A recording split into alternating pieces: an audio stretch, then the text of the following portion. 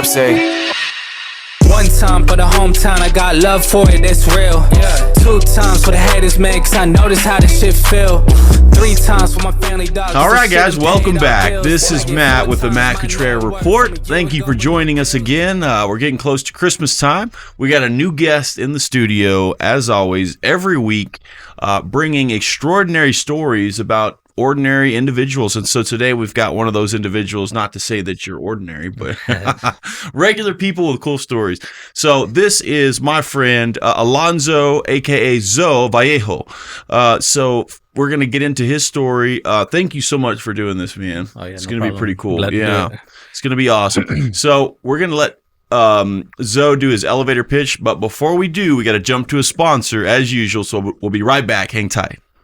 Whether you're looking to buy or sell, Holscher Ranch Group has you covered. With a dedicated team and a passion for Texas land, we're here to guide you every step of the way. Visit HolscherRanchGroup.com or call 325-899-1403 to get started. Holscher Ranch Group, making land ownership dreams come true 1 acre at a time. Hey guys. Pardon the interruption, but if you wouldn't mind hitting that subscribe button to show your support, we'd be very appreciative. Now back to the episode. All right, guys, welcome back. All right, Zoe, let's do it. Your elevator pitch. So tell the audience basically who you are, what you're all about, what you do, that kind of deal. Well, first off, I was born and raised here in San Angelo, Texas. Nice. My whole life. I'm 28 years old. I'll call myself a working man, mainly labor type jobs. I would say fence builder if I had to put a name on it. Yeah. That's what I do. And I'm just a chill guy. I don't really know much to say about myself. I like playing basketball. Nice. I really like spending time with my brothers and my sister, religious family and things like that. Cool, man. Very nice. So you grew up here? I didn't know you grew up here. Yeah, I grew up here. Yeah, that's cool. I maybe left for a little bit. Yeah. In second grade for like 3 months. What elementary did you go to? Goliad. Okay, yeah. What did you go to Lee or did you go to Glenn or what? I went to Glenn. Okay, and then Central or Lakeview? Central. Yeah, nice, dude. Me too. I went to Austin Elementary, Lee Junior High, and then Central. Yeah. Man, that's cool. I didn't know that. So whenever you the way we met was through a class that we're both in, outpatient class through ADAC, which has been incredible. Which, something really cool is, and I think you heard this the other day, but the CEO, Mr. Eric Chavez, is coming on tomorrow. Sanchez, excuse me. Eric Sanchez is coming on tomorrow. So that'll be really cool, man. I think it's cool because we've done like 4 or 5 people from class. Like Shane has been on, Red has been on. Trying to think, there's been somebody else on, then you, and then Mr. Sanchez will be on. So it's kind of cool. Yeah, he's a cool guy. Yeah. So tell us a little bit. I think your story is interesting just because you're literally coming from, from what I know, you're coming from inpatient treatment to outpatient, and then you're going to go to like a sober living house? Is that right? I'm waiting on the right one. Okay. So before you went to inpatient, though, were you in jail or anything like that? Did you have to wait to go to? No, I'm actually like really blessed. I haven't had to go to jail or, no probation or anything like that. I did it because I wanted to. Oh, that's great. I knew I needed the help. And it was just like some family things. Like I wanted to be good for my sister's wedding. Okay. It was kind of a big deal to me. Yeah. So I just wanted to look right and be right. That's cool. So it was voluntary? Yeah, for sure. Dude, that's huge. I didn't know that. And it was actually my second time going. Yeah? Yeah, it hadn't even been a year. Yeah. I think this year I went in on October 21st. Yeah. Last year I went in 2 days before Thanksgiving. Okay. Yeah. Wow. So what's your drug of choice? Opiates, heroin, anything like that. Yep, I get it. So to tell us your story a little bit, if you want to jump into it, like how did it all start for you? Well, I would say like addiction has always been a part of my life. My dad wasn't really too much involved in my life, but the man that did raise me was an addict.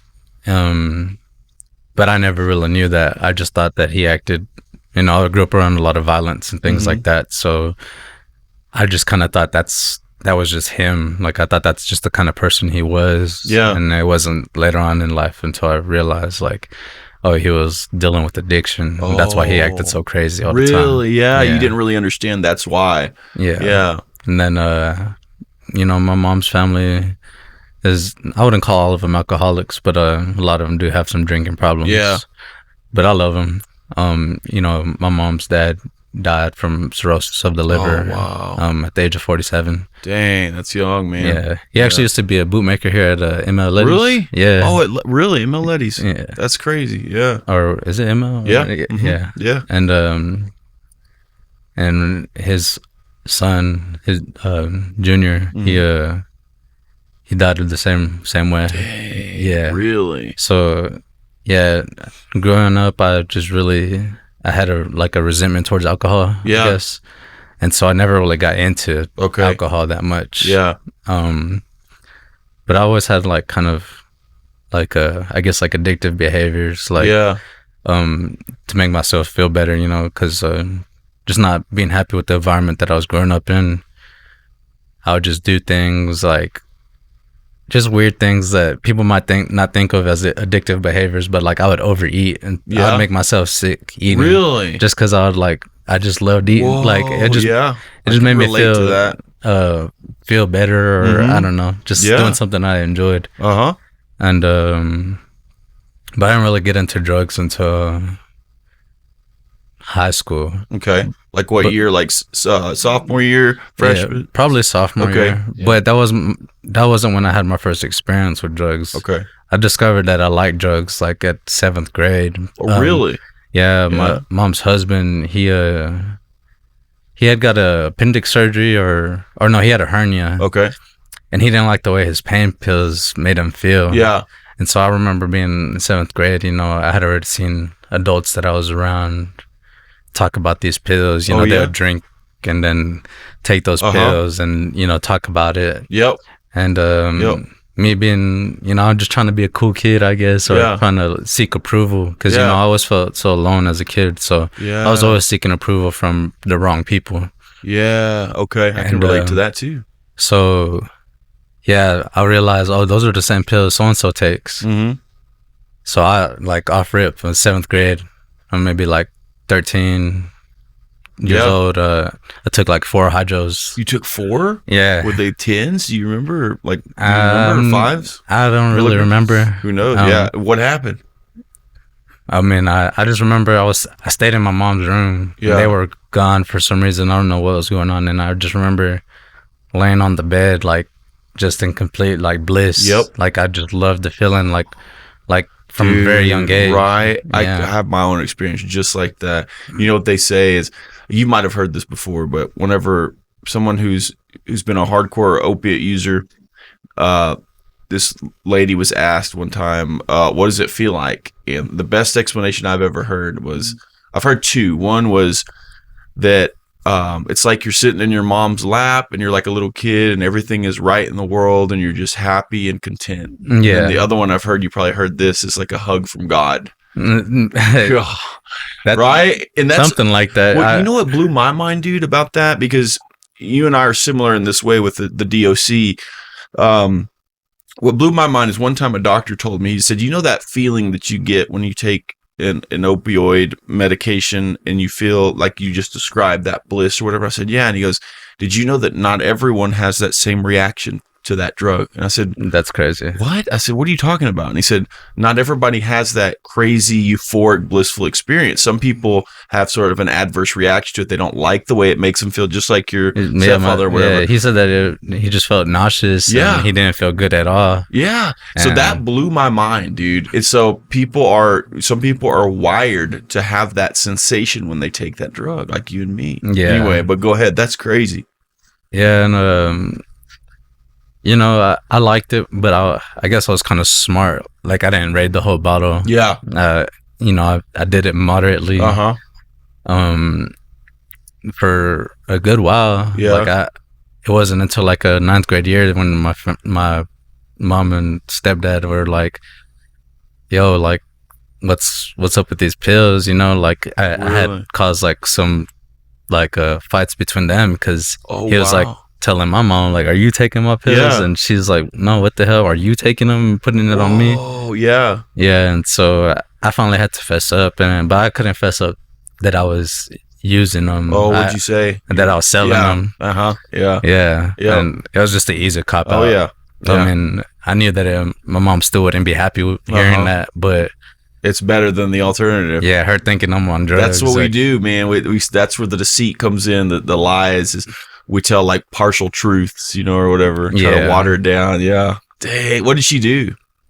Well, I remember like my stepdad yelling at me because I lied to him, but also had stolen from him. Yeah. And if I'm being honest, I really didn't feel that guilty. Like in my head, I was like, you weren't gonna take them anyway. Exactly. Like, that's how I would have felt probably. Yeah. But it caused like a little bit of, I was, maybe just grounded and things like that.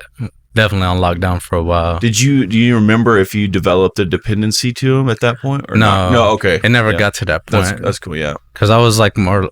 They call it a binge. I don't like that they call it a binge, but like do a lot in a small amount of time. Yeah. And then, I see. Yeah. But when I think of binge, I think of like somebody like sitting at home watching Netflix for, Me too, the same, so I don't like that term really. Yeah. But, it was just, that's like my first experience I really remember with any sort of drug. I was, because, I don't know if you know, are you from here? Yeah. So Goliad's on the north side of town. So when I met my stepdad and we finally got away from all that violence with the other men or whatever, we ended up moving to the south side of town. Okay. And so I ended up going to a different middle school. Okay. So like I lost all like connection with the people that I knew over there. Yeah. So I never felt like I fit in. Yeah, I was gonna ask you that. Yeah. Because you were on the north side and then you went to Glen basically, right? That would be a lot different. Yeah. Yeah, and I had friends here and there, but people in my family have always painted my mom out to be a bad person. Like, how come?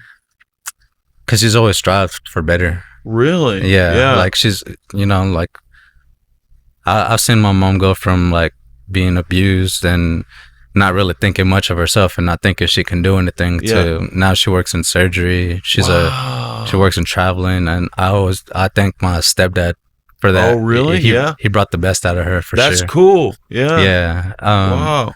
And we could talk about that later. I never really appreciated him as the dad that he was to me. You didn't? I was just a knucklehead.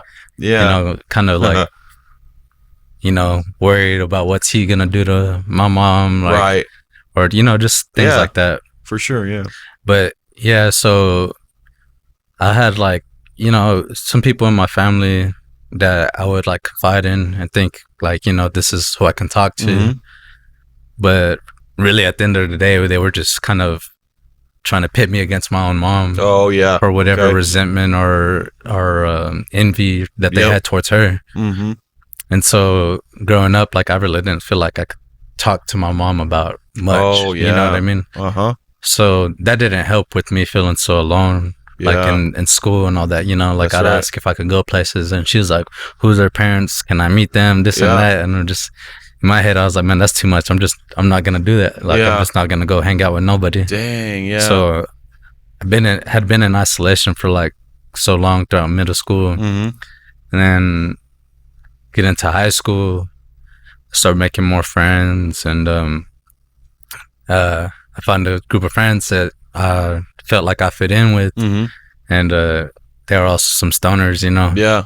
So once I started smoking and things like that, I felt like just kind of like accepted, I guess. Yeah. And like I just felt comfortable in it. Like I didn't feel like I was doing anything wrong. Yeah, I knew my mom and them would say that it was bad, but you know how everybody feels about marijuana. Yeah, like, I know. It's exactly. Yeah. Compared to other drugs. Oh yeah, yeah. It's just whatever. It's not that big of a deal usually. Yeah. But a drug is a drug. Yeah. And I definitely just like played into that like way too much being in high school. Like I know high school kids smoke, but I was making it my whole identity. Oh, really? Like I was, I was working a job just so I could have weed and not even having money for anything else, just so I could smoke. You know what I mean? Yeah. And where'd you work? What kind of job did you have? My first job was at the grill, actually. Oh, yeah? Yeah. Really? What'd you do? A busser or something? I was a greeter, actually. Cool, yeah. Yeah, I guess crazy. busser, too. Yeah. They do both over there. Yeah. But, yeah, it was a really cool job. Yeah, that's a good job. For a first job, For anyways. sure. Yeah. But I was only working like 3 days a week. Yeah. So it was literally like maybe a couple $100 every week or two. Like, yeah. And then I had a truck. You know, my stepdad helped me get a truck. Oh, nice. And it was like a 81 Silverado. Oh, yeah, nice, dude. Yeah, I really liked cool. that truck. I wish I still had it. I know. Everybody says that, dude. If I still had my high school car, dude, I had a Jeep Cherokee, but it had a system in it. It was bad, dude. It was black. It was cool. Yeah, I mean, mine was a beater. But I liked it. Yeah. You know? So yeah, it definitely ate up like half my check just in gas. I bet. Yeah, I bet it did. Yeah, so it was like spending money on gas and the other kind of gas. Yeah, right? I know, right? Yeah. Dang. But that, you know, in high school, really in school, like I wasn't like a dumb kid, but I was lazy. Yeah, like even before the drugs. That. Yeah, like my mom always says, I don't know how you do it. Like I could be failing for the whole year, and they tell me you got to make this on the finals. Oh yeah. And I'll be the one to pull it off. Yeah, like, yeah. You just didn't apply yourself at all. Yeah, that's funny. But that reminds me of a story. So like, I was kind of the same way. Like I was pretty smart, but I just didn't try real hard. I tried enough to play sports and do my thing. But then one time my dad grounded me, and I had this girlfriend, beautiful girlfriend. I was all into her, and I couldn't see her because I was grounded. And so I made him a deal. I said, look, what if I get all A's on my next report card? And he was like, if you can do that, you should be doing that all the time. Yeah. And so sure enough, man, I got all A's on my next report card. And so I got ungrounded, and I just needed some motivation. You know? That's funny. Yeah. That's nothing we suck at, just prioritizing. Like, yeah, that's right, dude. I know. Yeah, that's funny. So you were a full-on pothead in high school, like all the way through, or what? Yeah, pretty much. I ended up, you know, I think I'll blame the pot for it, but you know, because I wasn't making no progress in sports. Yeah, like I was really into football. Yeah, cool. But you know, I'm going over here to the stadium to work out at 6 a.m, and then doing the football workout, and then instead of going and eating breakfast, I'm going to smoke weed before school. Yeah. And then for lunch, instead of going to eat lunch, like, you know, I'm smoking weed. So I'm not getting the progress in my body and stuff. I'm not feeding myself right. That's right. So I got discouraged and just kind of fell off on it. And I ended up quitting like my junior year. Okay. Yeah. And, you know, junior year was my first year not being in sports. Yeah. So what'd that feel like? Weird. I know, right? Because you just kind of like, you know, in high school, that's, you know, he's a football player, he's this and that. Yeah. So then I didn't have that. So I was just like, I'm the stoner. Like, right. Exactly. Yeah. You know what I mean? That's crazy. Yeah. And so it got even though I had my friends, you know, everybody's kind of doing their own thing. People get cars, girlfriends. Yeah. Everybody goes and does their own thing. But I just got his weed. So I remember my junior year, I was just spending half the time by myself at lunch, just smoking. Like, wow. Yeah. And it just like that lonely feeling has always played a part in my life. Yeah. Like, you know, from I get that. Going back to like being a kid, like I know my mom loves me, but the abuse and all that, the violence that she was put through, she wasn't in the right place to love me, right? Yeah. Even though there was times where I did feel the love, you know, she was just she just broken at the time, you know what I mean? So for sure, I didn't always feel loved, you know. And man, that's interesting you said that. Like I think everybody that has a problem like this can relate to that. Like you said, that lonely feeling sort of. Yeah. It rides with you. You know what I mean? And it's almost like the substance becomes like your pal. You know, it's like somebody there with you. You know what I mean? Yeah. It's weird. Yeah. So when you're isolating, you're not fully isolating. You're with that. Whatever it is, you know, to keep you company. Yeah, and it's a part of it for sure. It's like strange to me because like even though my dad wasn't around, his mom, my grandma, and all of my tias, they'd always make sure that I was a part of their life. That's cool. So I was always spending weekends over there and things like that. Yeah, and they gave me unconditional love. Yeah, like I can never say that anything bad about them. That's cool, dude. They did the most for me. Yeah. Are you still close with them? Yeah. I mean, it's like one of those things. Like when I go and see them, it's like we picked up right where we left off. But That's I get it from my dad. We just like we get away from the people that love us the most. Oh yeah. Like, we're really good at just not picking up the phone and calling. Yeah. And it's not that I don't love them or anything. It's just I get something in me, I guess. Yeah. But even being around them, I always felt alone, even when I be around them. And it's a big family. Yeah. Big old Mexican family. You know, music's playing, kids running around. Yeah. And then in my head, I'm just thinking like, dang, I'm the only one here without a parent. Oh yeah. You know what I mean? I know that's my grandma. I know that's my tias, like, you know, all that. But I just felt that way in my head for some reason. For sure. You're like this, you know, pretty much this huge pothead in high school, throughout high school. So when did you get into the harder stuff? Like what led to that and how did that happen? How old were you, that kind of deal? It kind of took a while. My senior year, I ended up dropping out. Okay. And it's a whole bunch of stuff that played into it. But what it boiled down to is just me being a knucklehead and not wanting to hear nothing from my stepdad. Yeah. And so I tried to manipulate the situation and make it seem like it was him. And I ended up running away from home at 17. Yeah, and, where'd you go? Just friends' houses. Okay, I think I lived with my aunt a couple times. Yep. Or a couple of different ones, Yeah. And then I ended up getting arrested my senior year right before I dropped out. Oh, yeah? Yeah, so I was dealing with like a probation stuff during with like a possession of marijuana. Yeah. And so not wanting to go back to my mom's house, you know, I didn't have nobody to tell me like deal with all that. Yep. So I was kind of, like you say, couch surfing from you know, friends' houses and stuff. I had a friend whose mom ended up like letting me stay with them. Okay, yeah. You know, she kind of felt bad for me, but she was really good to me. Nice. And, I stayed there for a while, and then I got tired of like I couldn't. I'm pretty sure I could have got my ID, but I didn't want to go get my ID because I knew I had a warrant for this weed charge or whatever. Yeah. So I ended up like going and turning myself in. Yeah. And I sat out the whole charge. How long? It was like a couple months. Was it? Yeah. Dang, that's and you were young though, right? Yeah, I was 18. How was that? Was it all right, that experience? I mean, it wasn't too crazy, was it? It was all right, I guess. I did get in like a few fights. You did? Yeah, we're just being like young. Yeah. Like I just feel like people were trying to test me. Yeah, like, but they were. Yeah. But it wasn't nothing crazy. Yeah. I got beat up one time where I had to call my mom. I was like, don't come visit me. I got a fish print on my forehead. Dang, yeah. That's crazy. But no, it was nothing really bad. Yeah. And ended up getting out and getting back to work. I was actually working at Roadhouse. Oh, yeah, nice. And then like a friend had his parents owned like 3 houses on the same block. Yeah. So his grandma lived in one, his dad lived in one, and they were like, y'all can rent this house out. Nice. And the dad, he was like, you know, I give y'all cheap rent. I just need y'all to leave one room open in case I need to bring a girl home or something. I have somewhere to take her. Are you serious? Yeah, he said that's exactly what he told us. Yeah.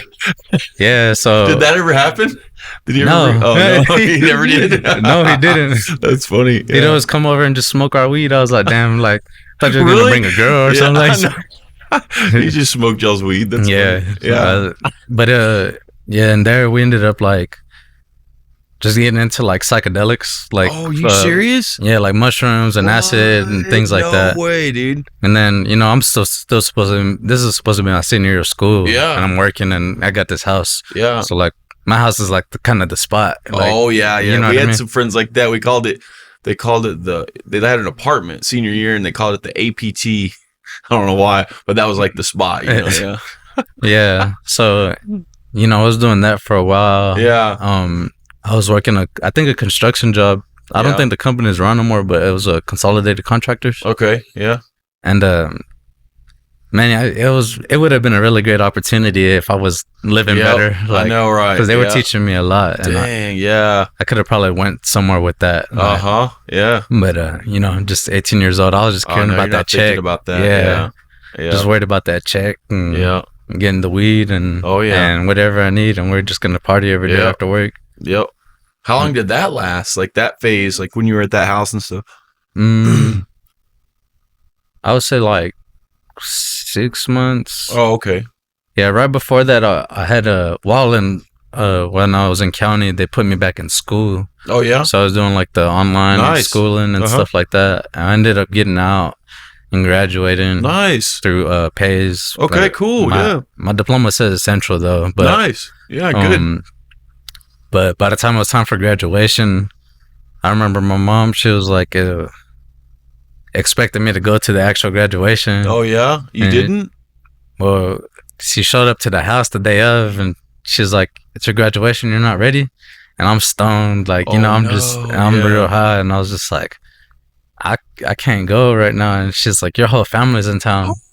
I was like, dang. So I ended up having to go. Like, that's good, dude, that you went. Yeah, I did. And it was cool because, like, if I had graduated through Central, only a few of my family members would have been able to have been there. Oh, really? But since I graduated through Pace, everybody got to be there. Oh, that's great. So it was cool in its own way. Yeah. I thought so anyway. Yeah. And, but, like, living at that house lasted for probably like 6 months. Yeah.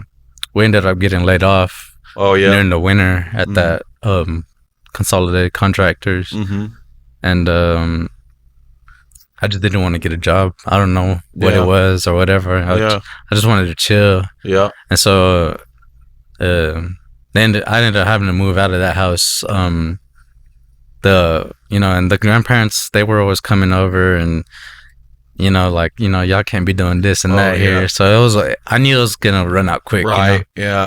And so at this point in my life, like I had already been away from home, like from my mom's house, like for maybe almost 2 years. Wow. Yeah. And for a lot of that time, I didn't even talk to any of them or see them. No. You're just on your own. Yeah. Kind of. Yeah. I was just like, I guess just living off of somebody. Yeah. Like in a way. Right. Yeah. I always worked and had my own money and all that. Yeah.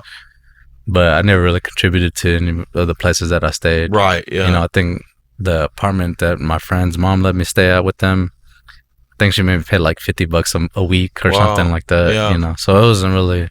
Right. Yeah. Yeah. I wasn't really doing nothing. Yeah. And so then I ended up going back with my mom. And I was there for a while. I think I started working at Buffalo Wild Wings or something like that. Yeah. And ended up finding a plug for the hydros again. Okay, yeah. And so, what year about was this? I'll say like 2016. Okay, yeah. 2015. I would say like 2016. Okay, yeah. I worked there for a few years. Oh wow. I mean, I was living at my mom's house, you know, and just not doing nothing. Like just working and partying. Exactly. So you just work, come home, go party, whatever. So you're still smoking weed a lot too? Yeah, that's one thing that is never really left. Yeah, it's always been a constant. Yeah. But then you developed an addiction and like a dependency to the painkillers? Yeah. For a good little while. And then I had met a guy who ended up being that dude that taught me to like shoot up for the first time. Really? Yeah. But how did that come about? Like, did you want to do that? Well, you can tell that in a second. Yeah. But like I met this dude and he was new in town. I'm like, oh yeah, I can get you weed. I can get you this and that. And he's like, cool. And then it just so happens at the time, a good friend from school back in the day, he texted me and he was like, I'm selling black now if you ever need any. And I was like, what's that? And he was like, H. And I was like, oh, heroin. And I was like, that's crazy. Yeah. And I didn't really think nothing of it at first.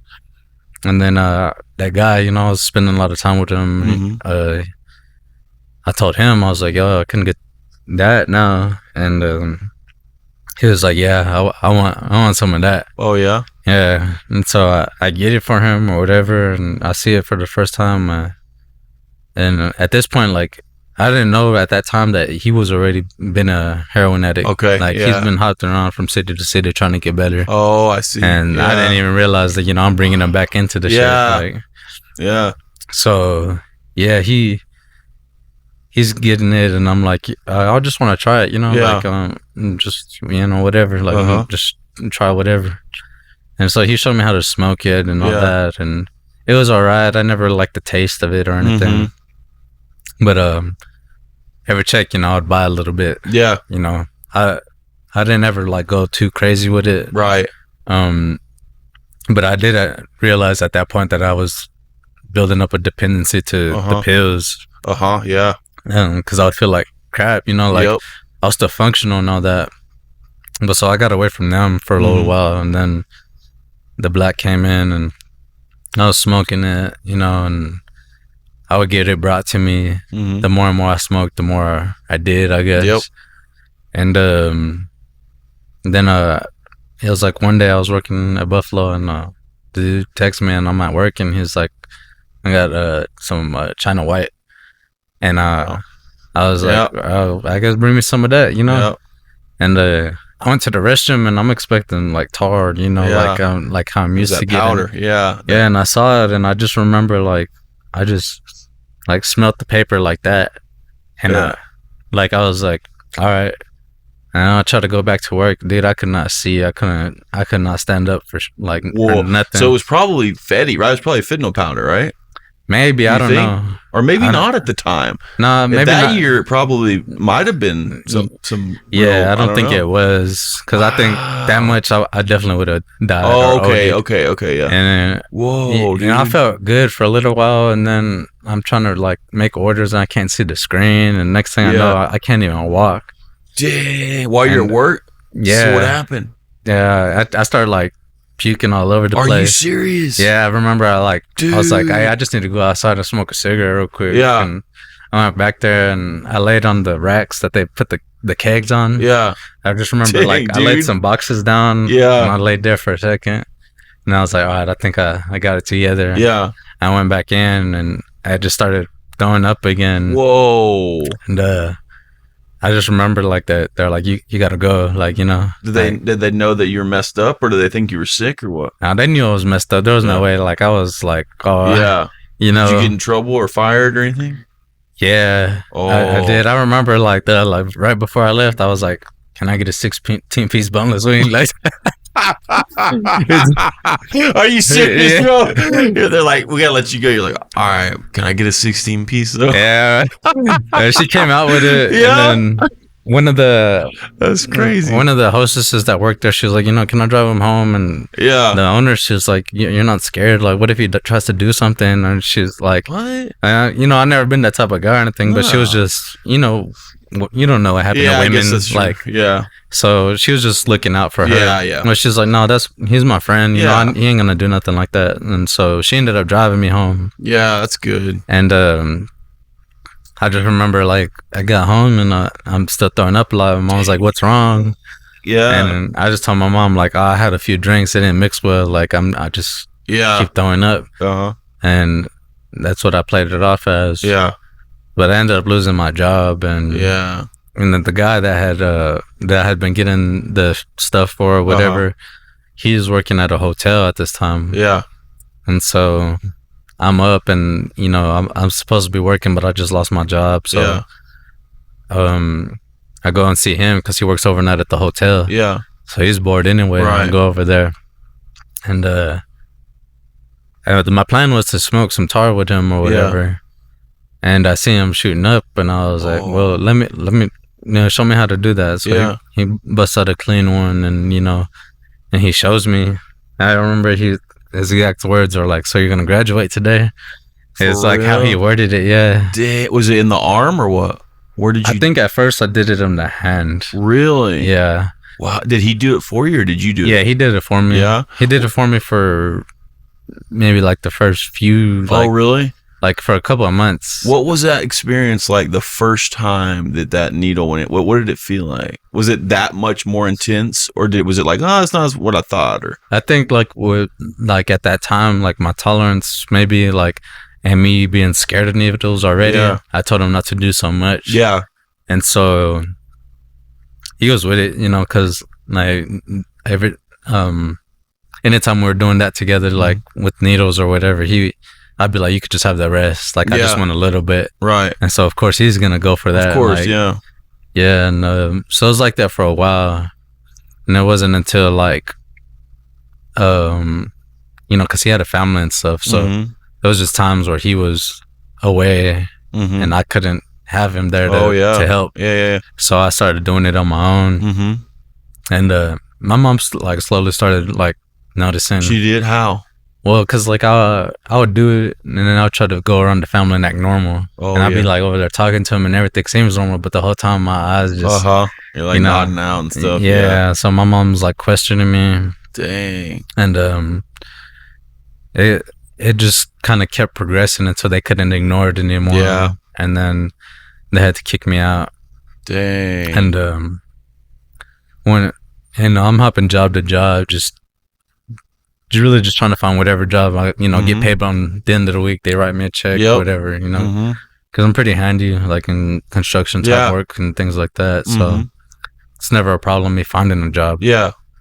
And I'm, you know, back at the homie's house. At this point, the homie that I was living with that had an apartment with his mom, she's moved out, and now it's just the homie's apartment. Oh, like, okay. You know, Yeah. so now I'm over there sleeping on the couch Yeah, again. yeah. Oh, yeah. And this time it's way different. Oh, yeah. Like, we're all pretty young, like barely about to be 21, 22. Yeah. And yeah, we're just it's just a party. Yep. Like you said, the ATP. Yep. Yeah. Dang. And yeah. Yeah. But I was, you know, none of them really like got into hard drugs. Oh, okay. They didn't. Like they might have like ate some shrooms with me here and there, but you know, for the most part, they're just like drank beer and smoke a little bit of weed. Yeah. Yeah. But I was always the one going hard with all of this stuff. Yep. And so yeah, I remember like I would go in the restroom, do my thing or whatever. Did they know you were doing that? Some of them. Yeah. How did they feel about it? Well, a couple of them, like, you know, they try to have the open mind, like, you know, drugs in moderation, all that crap, you know. But it just, at the end of the day, it wasn't for them, but they weren't trying to judge me, I guess. Okay. Yeah. So they would like kind of like warn me about it, like, you know, like, you need to be careful, and, you know, I got it, bro. Like, you know, yeah. I'm be good. And, and yeah, so it just kept getting worse and worse there. And it was like the first time I had like my first like overdose. Oh, really? Yeah. Which it wasn't a fatal one. Okay. But it was the first time like I had shot up, and then like I woke up a few hours later. This girl that I was with at the time, you know, got so many missed calls from her because she was supposed to come pick me up or come see me or whatever. And I woke up with like cold throw up in my mouth, like on the floor, like face first in the restroom. Yeah. Yeah. And it took me a long time to realize that I OD'd right there. Yeah. Like I just remember waking up and I was like, damn, it's nighttime already. Like, you know, I was like, what happened? Like, but everybody was at work, so nobody saw me. And, dude, that's so scary. Yeah. But whoa. Yeah, man. Yeah. So that's interesting. That was like the first time that ever happened. Yeah.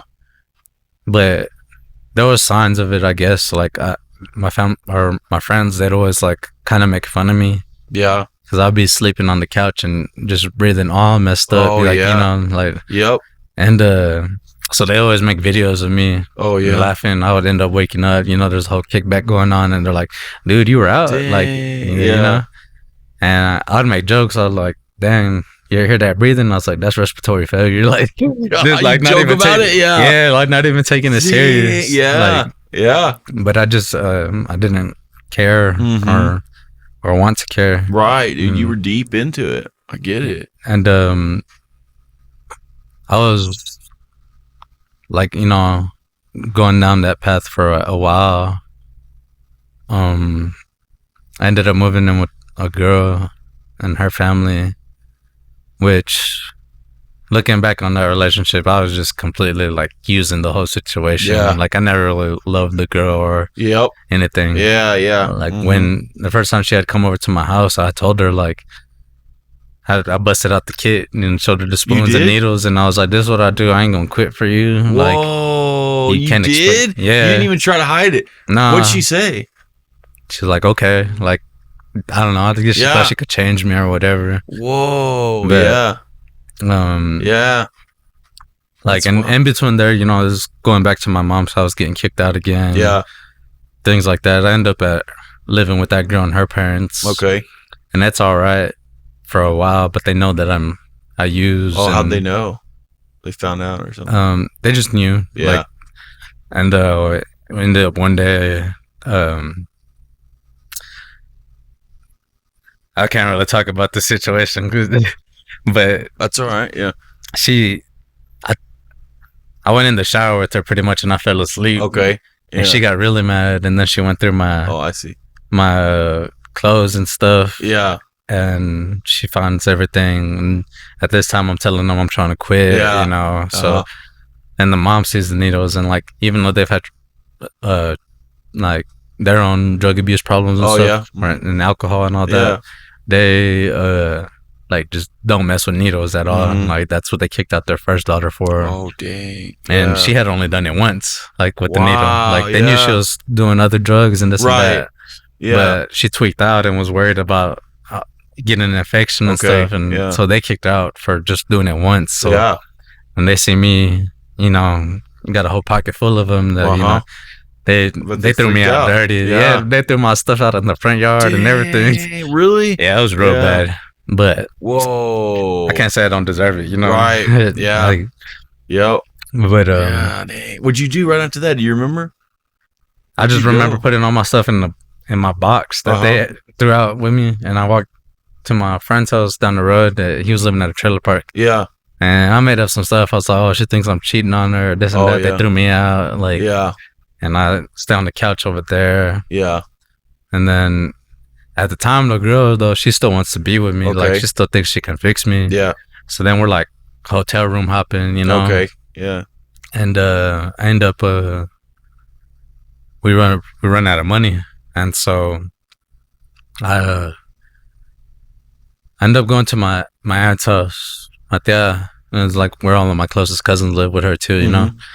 And I just asked if I could stay the night, Yeah. Spend time with my cousins, and we're all at this time like, I'm maybe like 20, and they're all, or maybe I'm 21 already. I'm not sure. Yeah. But everybody's still kind of in that in between phase of school and not working yet, but you're looking for a job, so we're just at the house playing video games all the time. Yeah.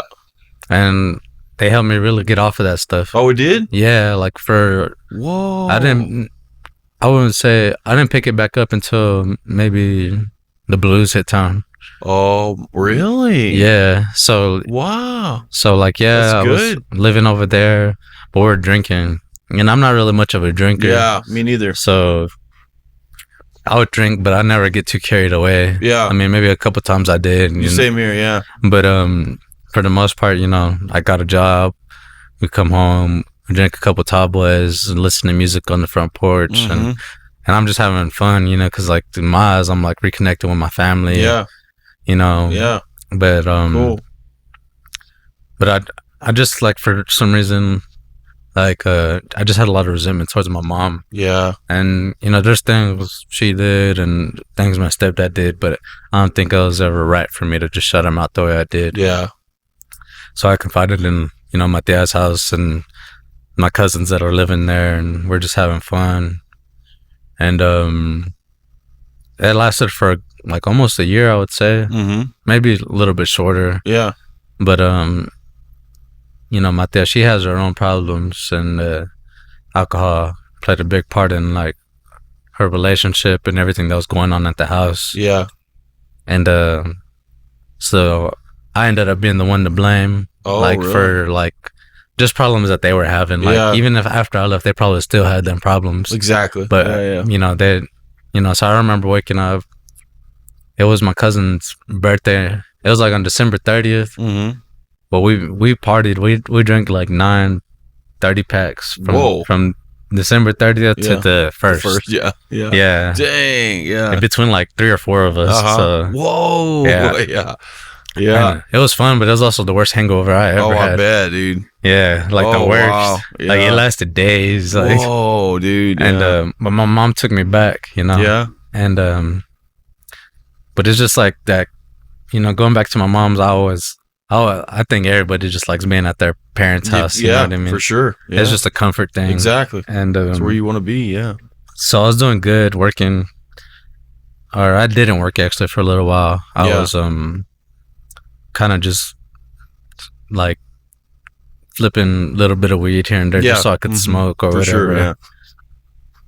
But never anything crazy. Like I never had money because I was selling drugs or anything like that. You're just trying to pay for your habit, basically. Yeah. Yeah. And, you know, I had a good friend, and he's still a good friend to this day. He's actually in recovery too. Nice, dude. And, but he never really got into hard drugs. He just marijuana. Oh, wow. But, you know, that's big to me anyways. Yeah. People don't talk about how hard weed is. It's true. Quit. Yeah. Heck yeah, dude. Yeah. Weed is hard to quit. Like, just because it's so accepted. But, yeah, so I'm not really doing much, and then I end up getting I start working on a ranch doing I work for this guy, and we're pretty much at this ranch tearing down old fence and putting up new. Nice, yeah. So I did that for a few years. Wow. And it was all right because like I would get to be away from home for like 2-3 weeks maybe, and then come back with money. So you weren't really using it then, or what? Not when I went to work. Right. When I come back, like, you know, I would still smoke weed. And at the time, like, that's when the disposable carts started becoming big. So then I didn't really have to leave home, you know, so I could just hide it real easy. Yeah.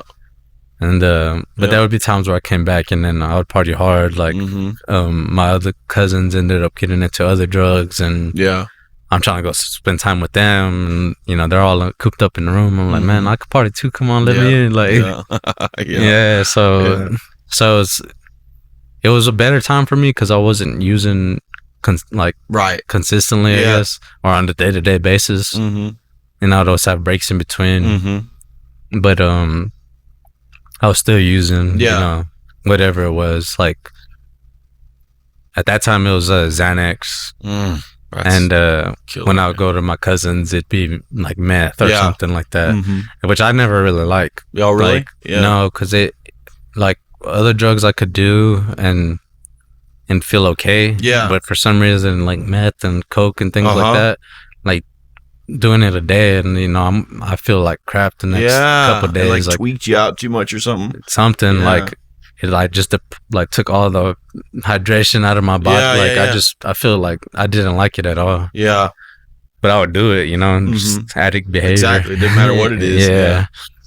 And so it's kind of dealing with that. And while I was out there, I ended up getting with the girl that I'm with now. Oh, wow. And we're, you know, so having a new relationship and stuff, you know, I still smoked weed, but I stayed away from the hard stuff for a while. Yeah. And then a couple of things happened in her life and stuff where I wouldn't say she got into drugs a little bit, but not near as bad as I would. Like, you know what I mean? Yeah. Like, she did it, I would say, like, she did it recreationally. Okay. Like, you know? Yeah. And it was like, we kind of had that relationship for a little while. But I know it was like just something with her, like we just went together real good, you know? I always wanted to be with her. Yeah. And I ended up started working again. And at this time, I think I'm living with my mom, and me and her, you know, we take Xanax and stuff, and we're going to eat dinner at my mom's house, and she's getting mad at me because I'm messed up. And you know me, I completely like deflect, like, I'm not even high, like, what are you talking about? You know? So and then being on Xanax, you know, you don't care about nothing. I know. Like, it's dangerous. Yeah. So I made a big deal about it, like, I'm moving out of here and this and that. And at that time, my real dad is back in town. Oh, yeah. Living at my grandma's house. So I go and ask him, like, hey, let me go live over there. Yeah. And it was like that, I went over there, and at the time he don't really know that I'm using, I guess, or he don't care, or I don't know. Yeah. But I'm at my girl's house and ended up getting like some fake Xanax or something. Mm-hmm. And they didn't have like no fentanyl or nothing like that, but I just took way too many of them, and it had like a delayed effect. Yep. And so dude, I ended up getting in a fight with her. I don't remember nothing about the fight. Yeah. But apparently I'm walking down the street from her house. She calls my sister. My sister picks me up. Mm-hmm. And then they take me to the hospital because she's like, he's so messed up, you know? Yeah. And I'm in the hospital, and I finally like kind of, like, I don't know if you've ever done Xanax, but you kind of have that moment where you're like, you realize like where you're at, what you're doing.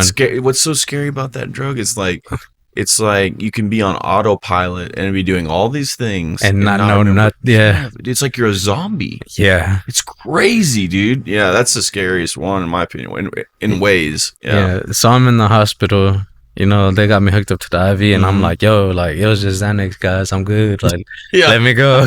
Yo. Yeah. And they're not having it. Yeah. Like, I might have said some crazy stuff. They think that they need to keep me there. Oh, okay. Yeah. And so it turns into a big old, like, fight. Whoa. Like,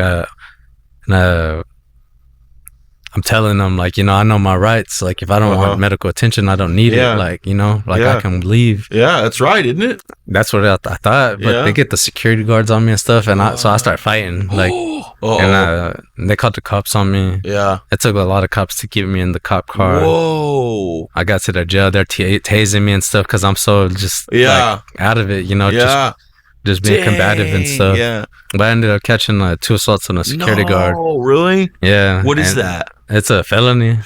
But it didn't stick. Oh, good. Yeah, for whatever reason. That's good. I just say like, it's God's will. Like, yes. Like all the things that I've done. That's one of the biggest things. Like, I'm not a felon, and I haven't had to go to prison or anything. Yes, like that. Dude. Yes. So thank God for that. Yeah, and So they. I'm like arguing with the cops, after I fought the security guards. They're like, you're going to jail, you assaulted them. Mm-hmm. And I was like, why can't I leave? Like, Mm-hmm. And they're like, we can't just let anybody leave messed up, like, and I was like, my mom's right there, my sister's right there. Like, it's not like I'm walking out onto the street. Like, they're going to take me home. Right. And they're just not having it. So I like just start resisting arrest or whatever. Yeah. Dang. And I think it was like at that point, like where my girl was like, I don't want to mess with none of that stuff no more. Oh, like, really? And so she just up and quit and left it alone. Wow. Like, with no problem. Really? Yeah. That's incredible. Some people can do that, Yeah. Without like a program or anything. Yeah. She just did it, like it wasn't no problem to her. Wow. And then, but me, I'm still messing up. I'm still doing Xanax here and there, other things, and she's ready to leave, like, and I don't know. It's kind of a blur. Yeah. Until like what got me off the Xanax and stuff, but I never quit smoking weed. Yeah. I don't know if it was me going back to my mom's again or something like that. Mm-hmm. But I ended up getting off that stuff. I go back and work on the ranch. Oh yeah. They're out there for a little bit. I just realized like I don't like these guys. Like I like them, but I don't like the way they talk to me. Oh like, really? Yeah, they're just like kind of disrespectful in my eyes. Yeah. But to them, they're like, we got stuff to get done. I ain't got time to say please and thank you and this and that. Yeah. Mm-hmm. And, they're just like some old country dudes too. So I know how that is. Yeah. So I end up leaving there and I end up finding a job, another fencing company here. Mm-hmm. And I do good when I'm working over there, but I'm on probation now. Mm-hmm. So when I went to court for that charge, they're like, we don't see this as a felony assault. We're going to just charge you with a misdemeanor assault. Yeah. And I go to the misdemeanor prosecutor or whatever, and he was like, I don't really like this as an assault, like at all. And it was like, wow. So how about I give you a year probation and you plead guilty to resisting arrest? I signed so fast, bro. Yeah. I didn't even think about it. Wow, yeah. And so Dang. I did the year of probation. But like while on probation, I can't smoke weed or anything. And that's when the blues come into town. Okay. Where did you first see the blues? Mm. We're talking about for those who don't know, the blue M30 Perk 30s, they're called. They're basically pressed fentanyl that mimic the the Oxycontin 30s, right? Yeah, something like that. Or something like that, yeah. Anyway, but yeah, so what was your experience like with those first? Well, I used to have like all these plugs and stuff on social media and stuff like that, and I started seeing them, and I'm like, I'll try one. And so I remember the first time I got one, actually, it was a whole family get together going on. I had the dude drop it off to me. Yeah. And I went to the restroom, and I heard about the oxys, the Roxys before and stuff like that. So I'm like, I know I could smoke this. I know I could do whatever I want with this pill. So I broke it in like quarters, and I just snorted a quarter of it, and I loved the feeling, Yeah. It was back like when I was doing heroin, and so I kind of started getting into those a little bit, but they were so hard to get, like especially with like my age group and things like that. Like mainly the people that had them were deeper into other stuff. I'm like, sure. So I was had already separated myself from that crowd. I see. Yeah. So I don't know, like, I guess you would call them like the friendly drug dealers, like that everybody's cool with. Yeah. Not the ones that are at motels and all that. Exactly. Like, and I just started getting into them a lot. And it was them that I had my first overdose. Wow. Yeah. Yeah, it was actually crazy the way it happened. Because I got them, ended up going to the restroom doing the same thing, and I'm walking out the restroom, and like it's the living room and my bedroom over here, and I'm like, should I go lay down? And I look at my brothers, so I'm like, nah, I'm gonna go kick it with them. Yeah. And that saved my life, because if I would have went to bed, I would have died that night. Decision right there, dude. Yeah. And whoa, it's actually a funny story. I don't know if my brothers would be mad about me sharing it, but I was doing the death rattle thing, and they thought I was messing with them. Really? So they start slapping my foot and stuff, and they're like, they still think I'm messing with them, so they start slapping me in the face. And then my brother says he just slapped me a little harder, and he was like, "Oh damn, like something's wrong." Yep. And oh wow. So damn, and my stepdad, they had to carry me to the car, and they took me straight to the ambulance or to the hospital or whatever. Yeah. And they Narcan me. I came out of it. Yeah. And that was actually like the first or the only overdose I've had where like I don't know if I was like still a little bit conscious or what, but it made me question like if there was an afterlife or something. Because like how people say they see the light and things like that, bro. It felt like I was in like what are them tanks called where they like you're floating in water and it's no light. It's called a is it deprivation or dang, what's it called, man? Sensory deprivation. Yeah, sensory deprivation tank, basically. Yeah. It felt like that. Yeah, I've never been in one of those, but like the sound of like when you're underneath the water. Yeah. And I just felt like I didn't see nothing. I was like, my consciousness was there, like, but I couldn't see or feel anything. Dude, that's scary. It scared me for a long time. Wait, what do you mean? Like, when did you feel that? Like during the overdose. Like, how long did it last? Like, how long were you aware of it? It's like it lasted a while. Probably hard to say. But as soon as I realized it, it's like when I was coming out, like, because they had already Narcaned me. And so, like, I'm waking up now. Yeah. And I'm throwing up like crazy. Wow. Interesting. Yeah. And then, like, just being the type of addict that, just the behaviors we have. Like, I'm telling my mom, don't tell my girlfriend. Don't. Yeah. Yeah. And the whole time, they never checked my pockets or anything. Whoa. So I leave the hospital, I still got them on me. Dang. That's so crazy. So, like, in my head, so it's like the next day, I'm at my girlfriend's house. I'm trying to kind of avoid the family that, all that stuff just happened. Yeah. And I'm at my girlfriend's house and I still have them. And I was like, all right, well, I snorted half of one and I OD'd, so I'm going to cut it in half. and I'm gonna snort that. Oh no! So I snorted a fourth, and I OD over there. So it's not even like You're lying. I'm not lying. Like a whole like 20, no. Yeah, like not even 24 hours. I was worried you were gonna say that, but I was like, "There's no way." Yeah. Seriously? Yeah, and I don't know how long I was on the floor. She said like she heard a loud bang because I snorted it, and then I'm trying to make my way to the living room. Why? Because you knew? No, I didn't know. Like I just just trying to act normal. Go lay on the couch, be waiting for her. Right. I don't even make it there. I fall in the middle of the kitchen. She said she heard like a loud bang or whatever.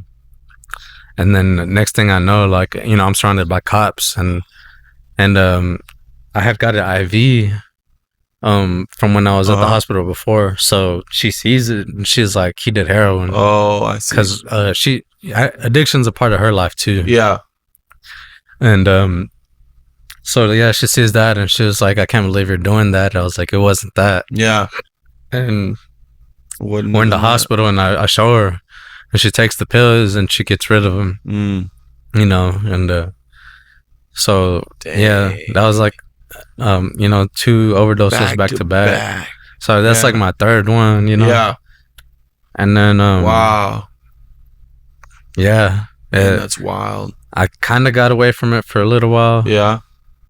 And then, you know, I'm struggling with work and stuff. I ended up moving to Atlanta for a while. Whoa. And I have a friend here. You know, their dad owns a construction company. Mm-hmm. They do state jobs here for like half the year, and then go back and live in Atlanta, take the year off. Yeah. So I go over there because he wants to like branch out into his own thing. Mm-hmm. And but it's also like a party house. Oh yeah. You know, and I still got my girl here. Like, really? Yeah. It was only supposed to be a few months, but like I was convinced that I could get her to move with me, but she just wasn't having it. Yeah. And so like I you know, we're at this house, and this is like there's a crib, you know what I'm saying? Yeah. Like it's like 3-story, like 4,000 square feet, like whoa, yeah. And it's just like 3 of us, you know, we're just working and wow. And they're into music and stuff like that, so we help do music videos and cool and make music and stuff and record people. Whoa. So like it's cool. It was fun, you know. And then, you know, in a whole different city, you know. Yeah. So it was just cool. Yeah. What was it? Were you plugged in there as far as like with connections and using and stuff, or was it? No, just weed. Okay. But, yeah. So that was probably good for you, huh? Yeah, it was like for a little while. Yeah. And then I ended up finding the 30s again. Oh, really? Yeah. And it was there that I had my 4th overdose. Oh yeah. Yeah. But it was just dumb. Like I was feeling good already, and I ended up crushing like a whole 30 and doing the whole thing. Yeah. And my friend, you know, he was panicking, like trying to save my life. Like he's over here trying to do like chest compressions. Wow. He like ends up like dislocating a rib on me. Whoa, dude. Yeah. And then like I wake up, you know, the cops again, and they're trying to talk to me, and I'm just like, I'm not talking to cops. Like you know how it is. Like, and so they get the paramedics to talk to me. And I was like, I'll talk to y'all as soon as we get out of here. When, you know, we're not around any cops, you know. They take me to the hospital, and I'm acting a fool at the hospital because I guess they have like different like protocol for overdoses over there. Yeah. And they won't let me leave the hospital. Oh, wow. Until I give them a urine sample and blood sample and all this. Dang, yeah. And I'm just not having it. Mm-hmm. Because I don't want to get in trouble. Like, I don't know. I'm in a different state. I'm thinking like they're going to test me and see what's in my blood and then and arrest me or something like that. Or go to the house and, you know, I don't know. Yeah, who knows, right? Yeah, so I'm fighting with the lady over there. Mm-hmm. And I finally like, whatever, I'll take the drug test. And I take the drug test or whatever. They let me leave. Yeah. And me and my friends over there, we just like, we're not going to, you know, weed's okay. Yeah. Shrooms okay. No pills. Yeah. Unless they're real. That's the rule they made. Okay, yeah. And yeah. So yeah, I'm over there in Atlanta, and I just got real like lonely. The plans that my friend had didn't work out, so then it kind of gets put on me. Well, you know, you got to go get a job. Oh yeah. And So then it was like other problems with like rent and things like that. It wasn't that I didn't want to pay, but I didn't feel right being the only one paying when they got guys, couch surfing and just making a mess of the house, and my friends back home here. Yeah. And I'm trying to keep things in order. Like, I'm like, man, they buying food and just living whatever, wherever. Yeah. And so I'm like trying to like, tell them like, tell them something, it's your house. Like, if I say something, it's just going to come off as like, I know, right? Yeah. Well, his dad ends up getting mad about that and, saying, well, y'all got to go. Yeah. And so I found a different place in Atlanta? Yeah. Wow. Well, actually, at this point, I moved to, I think it was, I forget the little town. It's like right out near there. It's right on the other side of Marietta. Yeah. I forget the name. Yeah. I think maybe Ackworth or something like. It's in the country. It's not even considered Atlanta. Why'd you move there? A friend that I worked with. I ended up working with a fence company over there. Okay. And I told him about my situation, and he was like, "Well, just so happens that I got a room for rent in my house." Nice. Yeah. And so that's crazy. Yeah. So I ended up living with him, and he's still a good friend today. I hit him up and talk to him. Yeah. And he does drugs, but he's not an addict. Like, he can go and like he'll buy a few, like, somebody at the trailer park who gets a prescription, right? And he'll buy a few and enjoy it for the weekend. Yeah, and then he's done for a while. And then he's done for a while. Yeah, it's crazy. Right? Yeah.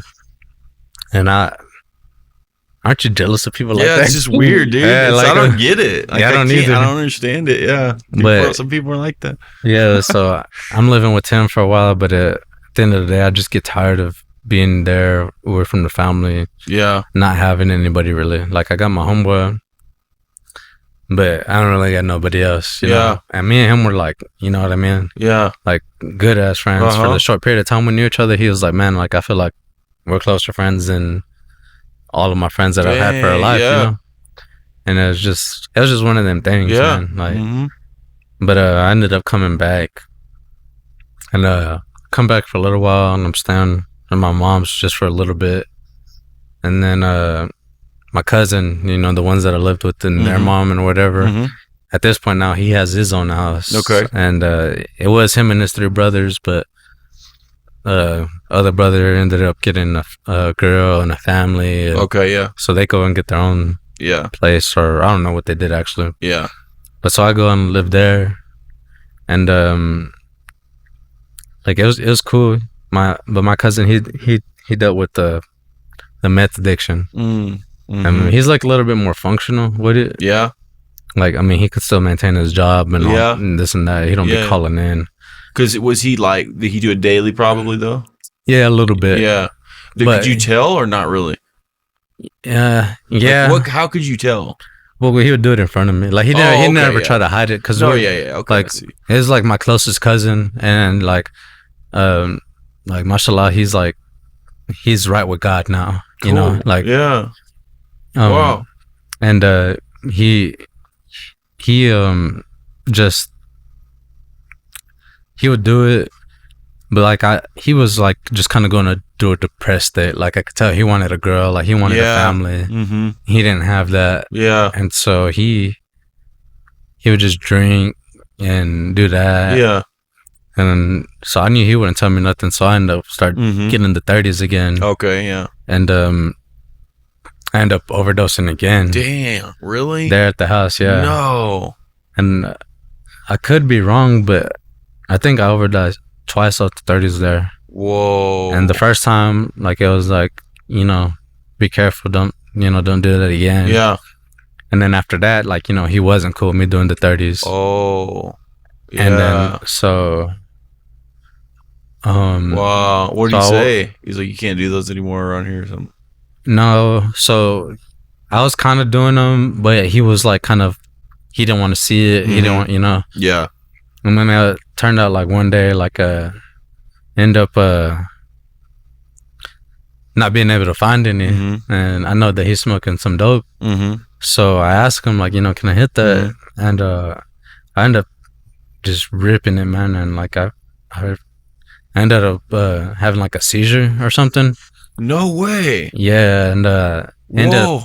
yeah, they don't know how long I was like, I don't know, like really the whole situation because I was out, but went to my room.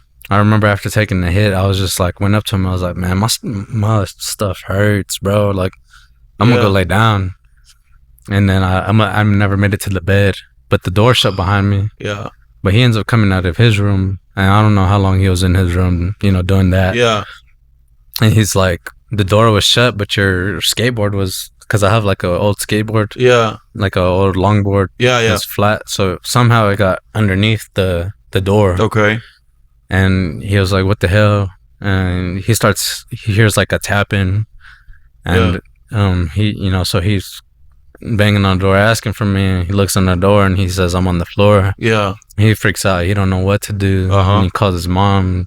She tells him, and she's like, call the ambulance. Yeah. And so I ended up being in like I had what they call rhabdomyolysis. Oh, I know. I've had rhabdo. Yeah. I didn't know you could get it from that. I had it from this workout I was doing. It was really intense, called FST7, and I wasn't hydrating enough. And yeah, it's an acute kidney disorder, but that happened from hitting the methamphetamine. Yeah. Well, I think another thing that played a part into it was middle of the summer. It was this, like, not this summer, but the summer before. Yeah. When it got to like 115. Yeah. I worked that day. Crazy heat. So that's probably a big part of it. Yeah, I was probably already having dehydrated. Heat stroke and stuff. Yeah. Yeah, and super dehydrated. Yeah. So that happens. End up in a coma for like 3 or 4 days. Whoa. And in the ICU for like 10. It's crazy. Like in that little like 4 days, like bro, like I lost like all my muscle. You did? Like everything, no, bro. Like it was hard for me to walk. Wow. At one point during the coma, like I had woken up and was taking the tubes out, but I don't remember my eyes being open. Yeah. I remember all the sound going around. But so they tied me down. Yeah. And I'm fighting it so hard because like in my head I'm like, I didn't let these fools get me. Like, yeah, I don't know what's going on. I don't know. I'm at the hospital and stuff. That's what you were thinking, though. You remember that? Yeah, I was just like, I can't let these fools get me. Like, and so they tie me down, and I like fight it so hard. I end up like dislocating the shoulder. Like, whoa. Yeah, I messed myself up while I was in there bad. Like, I did some damage to this shoulder, but it wasn't as bad. Wow. And I just ended up in the ICU. They're making me walk around, gain my strength back and all that. And I just I'm just there, but they're like, when I wake up and I realize I'm in the hospital, and I see my mom, like, I don't remember smoking the meth. Oh, really? And what did you think? Were you like, I don't know why I didn't know. Like, and I did, and I knew that I was trying to get drugs, but I knew that I didn't get them. That's all that I remember. And so in my head, I'm like, I didn't do drugs. Like, and it made my mom feel real guilty because, like, when I had first went to the hospital, she was like, same old stuff. He's doing the same old thing. Like, he's not going to change. And then they test me, and my mom knows. I've just made it known to her, I don't like meth. I don't like coke. Yeah. Like, so when they tell her there's meth in his system, not enough for him to OD, but it's in his system, and she's like, nah, he doesn't like that. Like, like it's got to be like heroin or something. Like, and once she finds out that it's not, she just feels like guilt. Like, she's like, I didn't believe in him and this and that. And then so when I wake up, like, I'm like, I didn't do drugs, you know.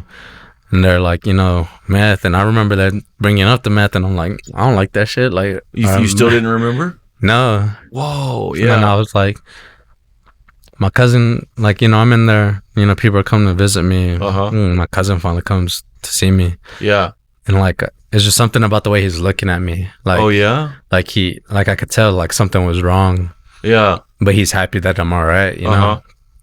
And, like after he leaves, I'm like kind of thinking about it, and then like I never told nobody up until the day like I left the hospital and they finally let me leave. And at this point, I still can't like run all the way. Like, wow. I'm trying to like walk and regain my strength, Yeah. and I still feel funny on my feet. Like Weird. Yeah. yeah, just being in bed like that all that time, like you lose it so fast. You don't really think That's about scary. it. Yeah. And I remember they take me home that morning. My cousin, you know, he just got off work, so he's asleep. He was working overnight shift. You know, I'll go into his room and I'm like, I wake him up and I show him the videos of and the pictures of me and like, yeah. And he's like, why are you showing me that? But he's like, you know, why are you showing me that? Oh, like, yeah. like it messing him up, you know? And I was like, it was the meth, right? Like we smoked together, and he was like, yeah.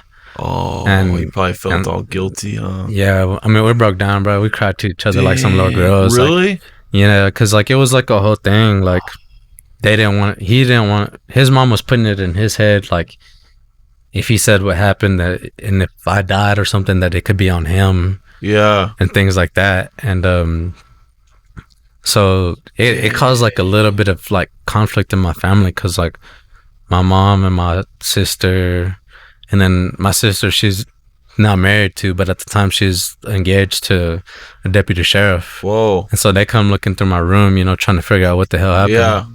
And you know, they take all my like dabs and all this other stuff, like and which I was bummed about that when I got out the hospital. Yeah. But that, you know, they come and they're like trying to figure out what's going on, and nobody's telling them nothing. Yeah. And you know, my mom's mad, and she, you know, she's like, you know, like I don't know what her approach was. I just remember my sister telling me that she told her, like, you know, Zoe made his decision, like he was gonna do that, whether he did it with them or not. Yeah. It was like, but the real problem is like they're not talking about what happened, and it would have helped in the hospital, like, you know. Yeah. And so like I feel like there was like a little bit of anger from my side of the family to them. Yeah. Just because like my sister's point was like, if my brother died, would y'all have took that to the grave? Like, whoa, that y'all, you know what I mean? Whoa. And but you know, I still love them and all that. Yeah. And for sure. And I don't blame them for anything. I blame myself. Yeah, for sure. yeah.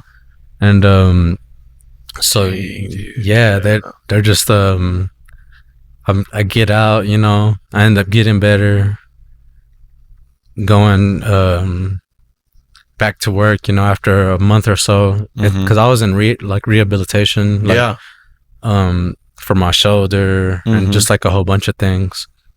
Like, you know, I had to go on walks to regain my strength back. Like I think by the time I went back to work, I'm working for a landscaper, and I could barely like lift a weed eater and things like that. Wow, dude. Like I could lift it and stuff, but like holding it all day was a whole different story. Whoa. Like it was putting a lot on me. Dang. And then and so I go back to work, and like, you know, thank God, like, but my cousin, like, that scared him straight. It did? Yeah. I mean, he still drinks a lot. Yeah. That's always been a thing in my family, though. Yeah. But he don't want to do no drugs like that. Wow. No more. Like, yeah. And recently he's quit drinking, and that's good. And you know, got right with God, I guess. He just got baptized yesterday, actually. Wow, that's awesome. He's doing really good. He looks happy, and I'm happy for him. Dude, that's cool. But yeah, so he's still drinking a lot, things like that. I'm still smoking, but you know, things start kind of like brewing. Like he's not. He don't want me smoking. And I'm like, you know, but you drink, you know, it's like that kind of argument. Yeah. But he's very like indirect. Like I don't know if it's because like our family is just so prone to fighting. Yeah. That like us as cousins, we don't want that between us. Right. Yeah. Like, whatever our parents like acted like and stuff, we're not trying to have that. Yeah. That's cool. But I feel like sometimes he had a hard time telling me, like, you know, what's what? Yeah. You know, it's his house. Like his name's on the lease or whatever. So he had a hard time with that. Yeah. And so he ends up telling me, like, you know, I think it's time for you to either find your own place and all that. Yeah. I give you 3 months, you know, save your money and get your place, or go somewhere else. Yeah. And me, I just kind of shut down. I'm like, damn, I'm being thrown out. Oh yeah. And that, so I hit up the dude for 30s again. Oh and, no. Yeah. I do just a little bit, man, and I overdose again. Again? Yeah. And, dude, those are horrible for you. And so, I know, so you right? went back to the hospital? This was like probably a couple of months after that. Okay. Because that coma and all that happened in August. Yeah. And then the overdose happened maybe like late October. Okay. Maybe the 1st of November or something like that. And this time I wake up in the hospital and I remember my sister like ripping the blanket off of me, and she's like, "Oh, like you're hurting all of us," like, and she's crying, like, and like, wow. At the time, it sounded like a good decision, but really, I was just like, "Damn, I'm out of excuses or anything. I'm gonna just tell them I'm going to rehab." Yeah. So I tell them like, like I don't really know what else to say or do. I'm going to rehab. Yeah. And then, like, so we're planning that right there. They're supposed to take me straight from the hospital. Yeah. And I don't know what like reservations I had or what. Yeah. But I felt like I was just being rushed into it way too fast. Okay. And, yeah. My girlfriend ended up taking me from the hospital, and I flip out on her because I feel like they're just, oh, yeah, that's what it was. It was my phone. I was trying to get my phone and this and that. And my girlfriend's like, well, I don't know if your mom or your sister wants you to have your phone. You need to go to rehab and this and that. And I just completely blow up. Yeah. And I end up walking from like 19th and Armstrong all the way to my dad's house. Yeah. And right out of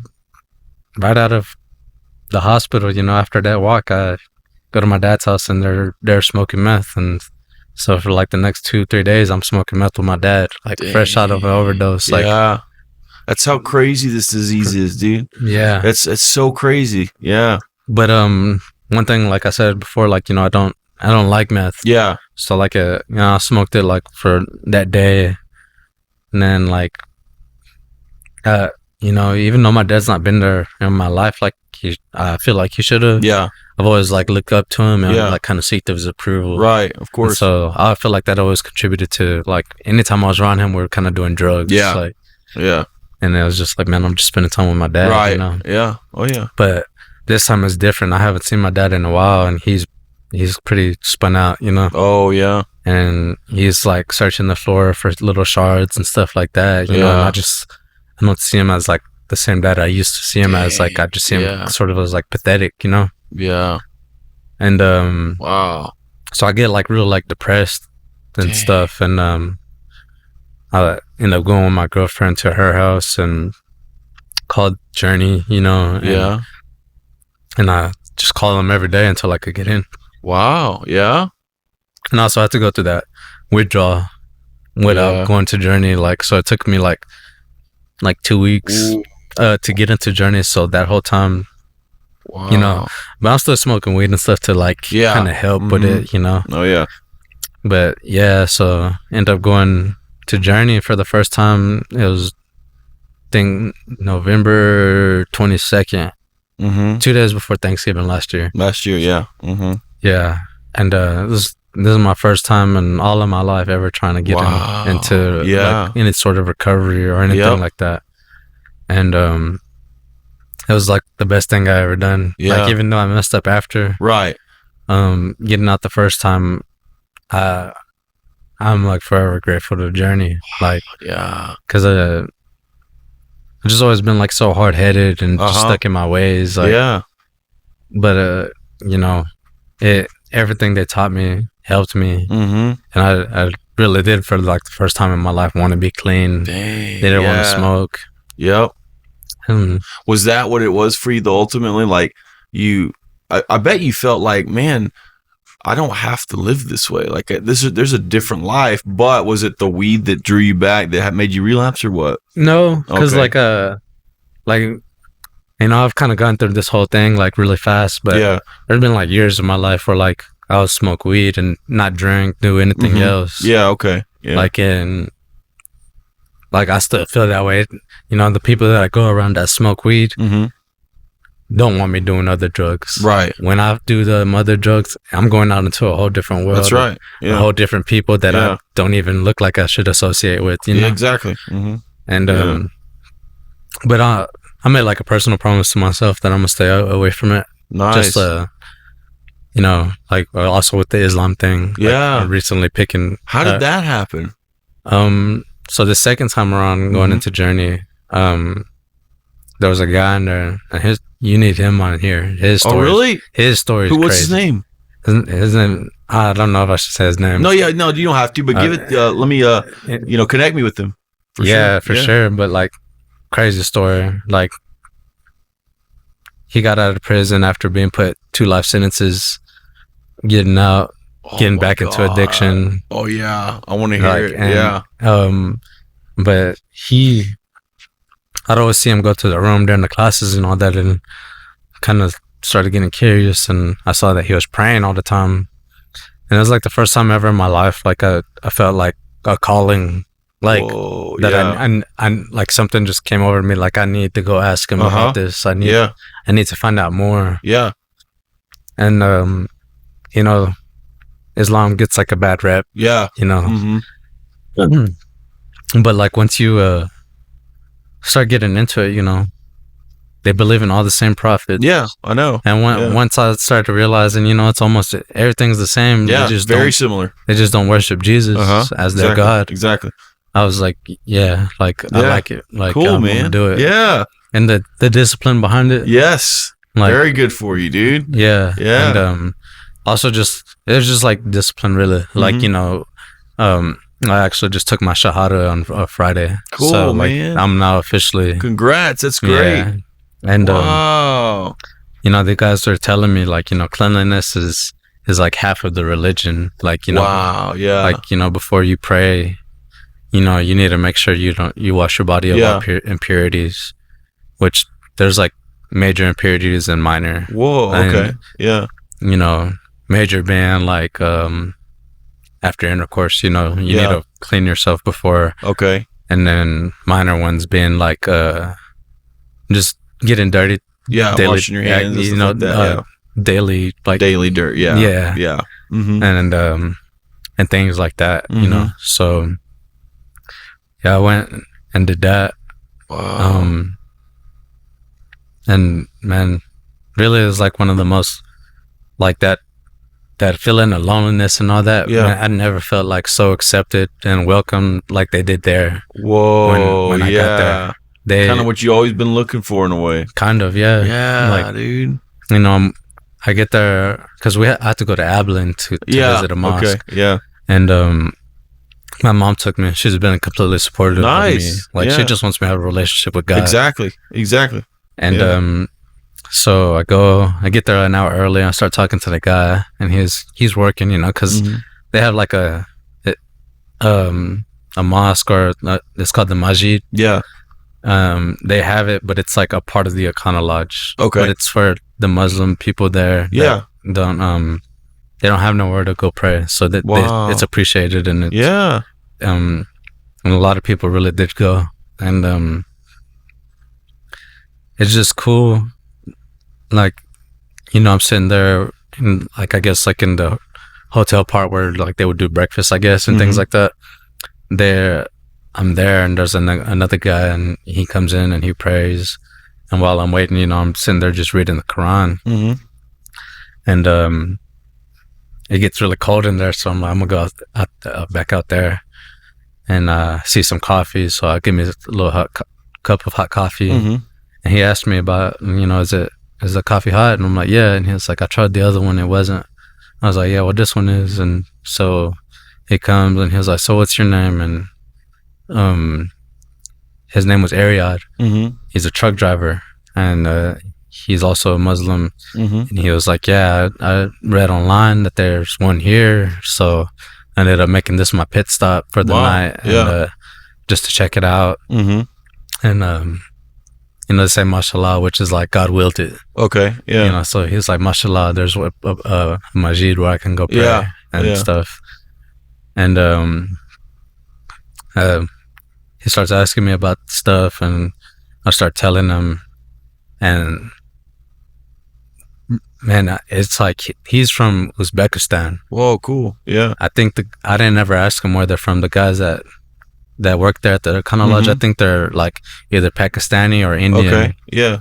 You know, but everybody had that same energy. Wow. Like they were just so welcoming. Like, and he starts talking to me, and he starts going in, and you know, he starts telling me like, you know, you finding Islam in this Western culture, like you were really chosen, like, whoa, like yeah, to like this is for you, yeah, like, you know what exactly. I mean? Like, yeah, you don't really, it's not big over here in this part of the world, you know. That's right. So for you to find it, like, you know, it's a beautiful thing. Whoa, and he's that's like, cool. And Alhamdulillah, which means praise be to God. Like, yeah.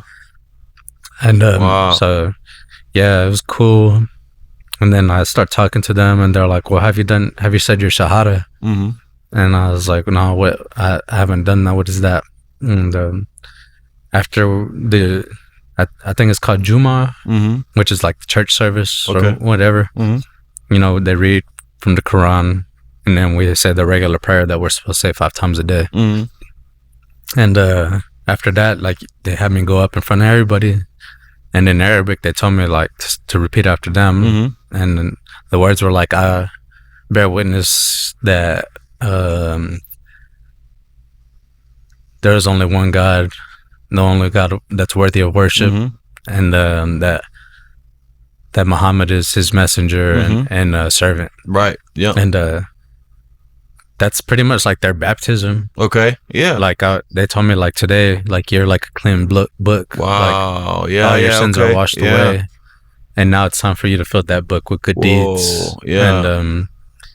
And I told them about, you know, my substance abuse problems and stuff like that, and all they could tell me is like, you know, may God make it easy for you. Yeah. And you know, just there's just love. Yeah. Like, you know, every single one of them came up to me and gave me a hug and congratulated me. And them saying, mashallah, you know, like God willed it. Yeah. God willed it. Cool. They said that a lot. And I like it, you know. Yeah. I'm trying to like kind of incorporate these sayings into my everyday. For sure, yeah. Because I'm trying to do better about praying all the time. But I'm still learning how to say the words in Arabic. Sure, so it's kind of weird. Yeah. Arabic's a tricky language. Yeah. My girlfriend is Arabic. So she's, I mean, I know like Habibi Hayati and like a few other little words, but it's tricky. It's like, it rolls off the tongue weird. Like you gotta like, I know, right? Yeah. It's like almost hard, like rolling the R's. Yes. Like, like the way they roll their words. Sure. It's like, it's crazy, dude. But it's cool. And it is cool. I was at first when I got into it, was saying like, oh, I'll just say the prayers in English, but like there's like some significance behind why they say it in Arabic. Yeah, because translations don't do it justice. That's right. Exactly. Yeah. Like when they said like one true God, I think one is like Ara. But you just say one in English. But Ara isn't one like the number one. It's like one and indivisible. Oh, interesting. And like, you know, so it has deeper meaning. Yeah. Like, you know what I mean? So, exactly. Yeah. So that's what got me like wanting to get more into being able to say the prayers in Arabic and understand. Yeah. And journey is really what brought me to Islam. Cool. Yeah. How much longer do you have in at ADAC, the outpatient treatment? Last week was my first week, so I got 5 weeks. Okay, so you just do 5 weeks after inpatient? No, 6. 6. Okay, so I do 12 for outpatient. Yeah, so I got but that's because so I didn't even talk about that before I went to before I ended up going back to Journey this first time. I had got into outpatient. I was gonna do 12 weeks. Yeah.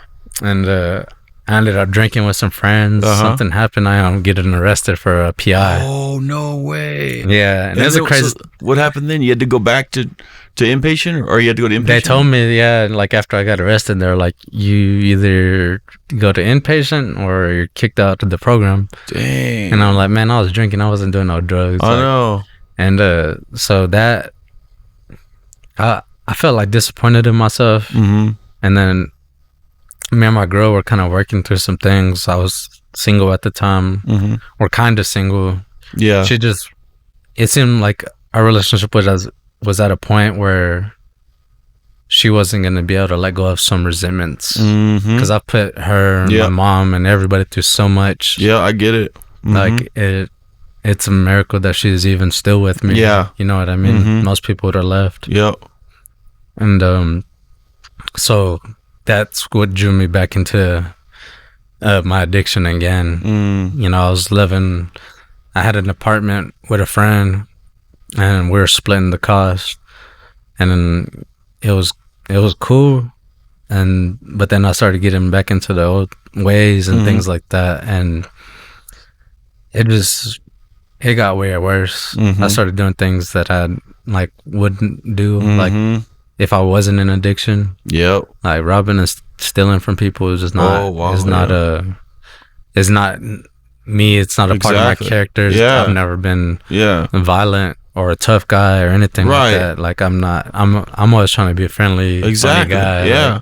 Like, So I started kind of getting like a little paranoid. Like, man, like you know, somebody's gonna either come try to get at you know, some get back on me, or I'm gonna end up having a warrant because somebody like told on me for selling them some stolen stuff, or you know, something like that.